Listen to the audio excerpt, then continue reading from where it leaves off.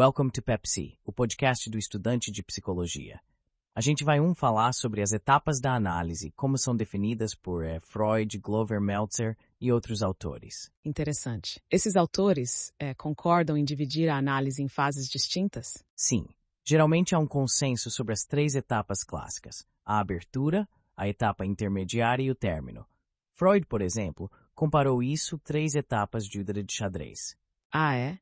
E como ele relacionou as etapas do xadrez com a análise? Bem, ele disse que assim como no xadrez, só o começo e o fim da análise podem ser sistematizados, ou ensinados. A etapa do meio é mais imprevisível, com muitas variáveis. Entendi. E quanto à duração dessas etapas? Freud fala algo sobre isso? Sim, ele inicialmente sugeriu que a análise poderia durar de 6 meses a 1 ano, mas sabemos que hoje em dia os tratamentos são bem mais longos. Com certeza. E essa divisão tripartite é universalmente aceita? Na maioria das escolas, sim. Mas Meltzer, por exemplo, propõe uma divisão mais complexa, com 5 etapas, baseada na teoria kleiniana. Into etapas como por nível steptith. Ele divide a etapa intermediária em 2, levando em conta a identificação projetiva. Primeiro, as confusões geográficas, como a confusão de identidade entre analista e analisando. Depois, as confusões de zonas e modos, focando nas zonas erógenas e na situação edípica. Interessante. E o término, como ele descreve? Também divide em 2. O limiar da posição depressiva, com o analista visto como objeto de amor que pode ser perdido, e o período do desmame, que seria a última fase. Sming bastante capaz. Rebristructura que a caracteriza. É um preâmbulo geralmente de 2 a 3 meses, em que o analista analisando estabelece suas expectativas e tentam se compreender. Mas certo? Claro, principalmente em casos mais complexos, como pacientes psicóticos ou borderlines, a abertura pode se estender por muito mais tempo. Entendi. E como se dá a transição da primeira para a segunda etapa, segundo esses autores? Glover descreve esse momento como a passagem da transferência flutuante para a neurose de transferência. A atenção do paciente se volta para o presente, para a relação com o analista. E como o analista percebe essa mudança? Através de vários sinais: aumento da ansiedade, pausas mais longas na associação livre e principalmente quando o paciente demonstra a expectativa de que o analista fale. Faz sentido. E a relação diádica, como Gitelson descreve, se encaixa nesse contexto. Sim, ele vê a relação inicial entre analista e analisando como uma díade, semelhante à relação mãe-bebê. Essa díade é a base para o desenvolvimento da aliança terapêutica e da neurose de transferência. Certo. Então essa relação diádica seria um pré-requisito para o andamento da análise. Exatamente. Para Gitelson, se essa relação não se estabelece naturalmente, a análise não progride. É a partir dela que surgem o rapport, a transferência flutuante e, posteriormente, a neurose de transferência e a aliança terapêutica. Então a gente estava falando, dessa relação anaclítico-diatrófica que o Gitelson descreve, certo? Sim, essa relação inicial, tipo mãe-bebê, que ele considera crucial para a análise. Isso. E ele vai além, Diz que se essa dinâmica não rolar naturalmente, a análise não vai para frente, não tem como reconstruir. É meio radical, Quer dizer, se não houver essa base, a aliança terapêutica e a neurose de transferência não se estabelecem. Ewell defende. E aí ele se distancia de outros autores, como Winnicott e Balint, que acreditavam na possibilidade de reconstruir essa situação ordinal. Entendi. Ele segue Freud, na ideia de que o paciente meio que projeta no analista uma figura benevolente do passado. E daí? E daí surge a neurose de transferência. Exato. E tem mais. Ele se baseia também no Bibring, que falava desse impulso para o desenvolvimento, sabe? Ah, tá. E como isso se relaciona com a personalidade do analista? Tipo a humanização da análise que alguns defendem? Boa pergunta. Gitelson meio que se opõe a essa ideia de que a personalista é o fator curativo. Para ele, qualidades como bombidade são importantes, sim. Mas são pré-requisitos, não o elemento principal, Exatamente. São necessários, mas não suficientes. Ele critica essa visão de que o encontro existencial é o que cura. Lembra do Boss? Aquele caso meio extremo. Se apertando o pescoço do paciente. Meio controverso, Total. Gitelson não quer cair nessa humanização barata, digamos assim. Ele busca um meio termo, sabe? Sem ser frio e distante, mas também sem virar um guru, sei lá. Entendi. Ele quer evitar a sugestão, principalmente no início. E a crítica dele ao Hadot no Congresso de Salzburgo vai nessa linha. Então a gente estava falando, né, dessa etapa intermediária da análise, e o Meltzer ele divide ela em duas, certo? Isso, as confusões geográficas e as confusões de zonas e modos, ambas com foco na identificação projetiva. Elas não são etapas com limites claros, né? Mais uma forma de entender o processo depois, retrospectivamente. Sim, um aparato teórico. E nessa segunda etapa, a das confusões de zonas e modos, a identificação projetiva diminui, né? Exato. Aí o foco muda, sai da identidade e vai pro ajuste das zonas erógenas, digamos assim. E a dinâmica da interpretação também muda. Ah, é? Como assim? Na primeira, a gente vai do mecanismo para a ansiedade. Tipo, o paciente projeta a parte angustiada e a gente, como analistas, busca essa criança angustiada para colocar de volta no paciente. Aí ele começa a sentir ansiedade. Entendi. E na segunda etapa, a das confusões de zonas e modos. Aí inverte. A gente vai da ansiedade para o mecanismo. O paciente já está angustiado e a gente mostra o mecanismo que explica essa angústia. Tipo, ele chega falando sem parar, a gente interpreta como uma confusão da língua com a uretra, sabe? Ele urinando na gente. Interessante. E qual a premissa básica por trás dessas confusões, segundo Meltzer? Negar a diferença entre adulto e criança. Aí a interpretação foca nisso, em mostrar essa diferença de funcionamento. E isso pode ser doloroso para o paciente, né? Sim, porque ele tem que aceitar a assimetria da relação analítica. E a idealização, como entra nisso? A idealização é o mecanismo que faz a criança equiparar sua sexualidade à do adulto. Aí a gente tem que interpretar isso também, mostrando que não é a mesma coisa, sabe? Não basta só falar da fantasia, tem que desidealizar a matéria fecal, por exemplo. Faz sentido. Mostrar que o bebê dele não é igual ao que os pais fazem. É um processo complexo, né? Então a gente estava falando das confusões de zonas e modos. E o Meltzer destaca essa idealização da sexualidade infantil. Tem que interpretar isso, né? Sim, mostrar que a sexualidade da criança não é igual à do adulto. E ele fala da genitalização difusa, né? Os órgãos funcionando como genitais. Isso. A criança não atingiu o orgasmo adulto, digamos assim. Aí ela equipara, né? Aí a gente tem que mostrar a diferença. E essa tentativa de não massa do objeto. Meio egoísta, ciumenta. É uma forma primitiva de amor, né? E aí entra a idealização de novo. Achar que tem as qualidades para conquistar o objeto. E a Smurbrain que vínculo de idealização mútua. Sim, para se sentir igual ao analista.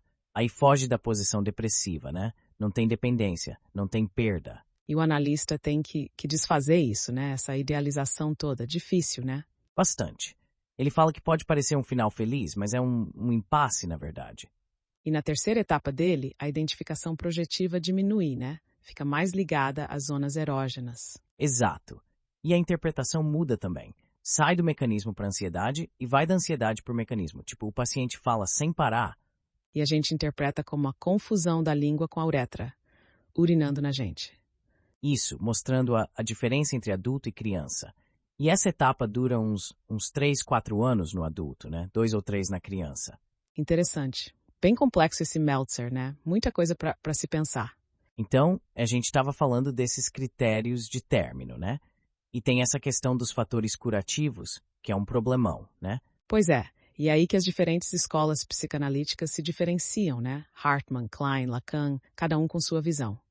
Mas sabe, no fundo, eles não divergem tanto assim.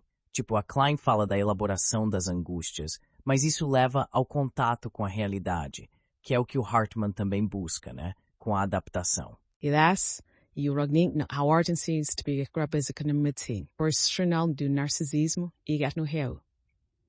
Exato. Acho que a gente se apega muito às diferenças teóricas e esquece que na prática há muita convergência. Concordo. E tem o Rickman, né, com o ponto de reversibilidade. Interessante essa ideia. Sim, essa capacidade de ir e vir do presente para o passado, a satisfação genital, tolerar frustração. Ele lista vários pontos, né? E usa o final de semana como indicador. Como o paciente imagina o analista está preso ao consultório ou vivendo a vida. É curioso isso. E o Hoffer fala da capacidade de autoanálise, né? Se identificar com a função do analista. E o Quinodos com a portância, né? A capacidade de se portar, de se sustentar, meio parecido com o Rickman. Sim, essa sensação de liberdade, de renascimento. E tem o Balin, né, com o New Beginning. Meio polêmico, né?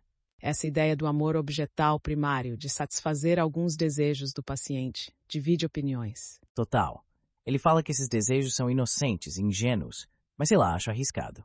Pode criar uma dependência, né? Uma idealização, e depois como o paciente lida com a frustração na vida real. Então, a gente estava falando desses critérios de término, né? E tem essa questão dos fatores curativos, que é um problemão, né? Pois é, e é aí que as diferentes escolas psicanalíticas se diferenciam, né? Hartman, Klein, Lacan, cada um com sua visão. Mas sabe, no fundo, eles não divergem tanto assim. Tipo, a Klein fala da elaboração das angústias, mas isso leva ao contato com a realidade, que é o que o Hartman também busca, né? Com a adaptação. E boa Lacan com a ordem simbólica também chegando nos pontos do imaginário do narcisismo e chega-se não. Exato. Acho que a gente se apega muito às diferenças teóricas e esquece que na prática há muita convergência. E tem o Rickman, né? Com aquele ponto de irreversibilidade. Sim, a capacidade de ir e vir do presente para o passado, a satisfação genital, tolerar a frustração, vários pontos, né? E aquele negócio do final de semana como indicador. Meio curioso, né? Como o paciente imagina o analista. Preso ao consultório ou vivendo a vida. E o Hoffer, com a capacidade de autoanálise. Se identificar com a função do analista. Interessante. E o Quinodós com a portância, né? Aquela Capacidade de se portar, de se sustentar. Sim, parecido com Rickman, de certa forma. essa sensação de liberdade, de renascimento. E tem o Balint, né? Com o New Beginning. Sempre polêmico. É aquele negócio do amor objetal primário, satisfazer alguns desejos do paciente. Muita gente crítica. Ele fala que esses desejos são inocentes, ingênuos, sei lá. Eu particularmente acho arriscado. Pode criar dependência, né? Idealização. E depois, como o paciente lida com a frustração na vida real? Complicado. Então, a gente estava falando desses critérios de término, né? E tem essa questão dos modelos de término, né? O nascimento e o desmame. Sim, e como esses modelos se relacionam às teorias, né? Tipo o Balint e o Abadi com o nascimento, a Klein com o desmame. Isso. Mas é importante separar, né? O modelo, a analogia, digamos assim, da teoria em si. Um não implica o outro, necessariamente. Entendi. Tipo, posso usar o modelo do nascimento sem concordar com o Rank, né? Com aquela coisa do trauma primordial. Exato. Ou pensar no geral, uma forma matura, sem esse definitiva via psíquica. Faz sentido. E a Shasta Gesmirgel fala dos sonhos de exame, né? Como um processo de maturação. E aí o modelo e a teoria meio que se misturam, né? Porque o exame, a matura, tem a ver com a vida real, né? Não é só uma analogia. E a Sylvia Payne fala do medo de crescer, né? Deixar a escola, a universidade, meio adolescente, né? E tem a Berosturi, né? Com a dentição, a marcha, a linguagem, tudo ligado à posição depressiva. E aquele paciente seu com a luxação congênita do quadril, aprender a caminhar como modelo de término. Isso, interessante, né? Como a experiência pessoal influencia a nossa visão, né? Total. E o luto, muitos autores falam disso, né? Como um processo essencial no término. Sim, a Annie Haidt fala da dupla perda, né? Transferencial e real. Perder o analista como pessoa, né? Não só a figura transferencial. E a Klein, né? Com o desmame. Revivendo todos os lutos da vida, intenso, né? Então, a gente estava falando desse limiar da posição depressiva, né?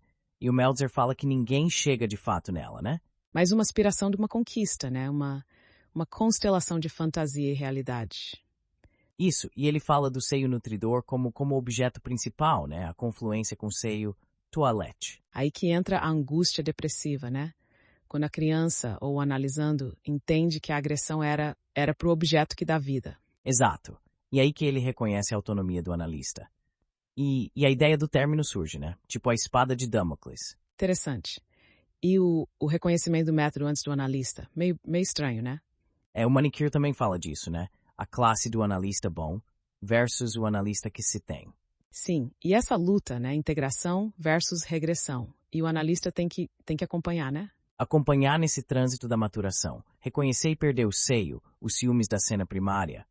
Complexo, né? Bastante. Esses prazos que ele dá, 2, 3 anos para a criança, 4, 5 para o adulto. Você acha realista? Eu particularmente demoro mais. E essa flutuação entre integração e regressão pode durar bastante, né? Sim, e ele fala que da ideia do término até o término de fato sempre passa de 2 anos. E tem essa fobia melhora, né? Que o Garma descreve. Aquele medo de ficar sozinho, abandonado, sem proteção. Não é bem, é mais sutil. É o medo de se livrar dos objetos maus, os perseguidores. Ah, entendi. Eles impedem o avanço da melhora. E aí o analisando projeta isso no analista. Exato. E aí surgem aquelas 3 resistências, né? A fobia à melhora, a intensificação do luto e o rebaixamento do analista. E a submissão aos perseguidores, né? Tanto os internos quanto o analista que os representa. Sim, e o Garma fala que o analista tem que desmascarar esse luto, né? Que é uma defesa. Mas mais e o luto real? A perda do analista como pessoa? Ele existe, mas diz que o segmento principal deve ser de afirmação, de satisfação. E a denigração do analista? Aquela tentativa de rebaixar para se sentir superior? E o Garma fala que não é só projeção, né? É uma tentativa de fazer o analista ser inferior. Interessante. Mas, e se o mundo interno não mudou o suficiente? Esses perseguidores? E se eles derem muita força? Então, a gente estava falando dessas resistências ao término, né? E o Garma fala dessa fobia à melhora, né? Sim, aquele medo de se livrar dos objetos maus, né? Os perseguidores internos. Isso, e ele fala que isso impede o avanço da melhora, né? E o paciente projeta isso no analista. E aí surgem aquelas 3 resistências, né? A fobia à melhora, a intensificação do luto e o rebaixamento do analista. Exato.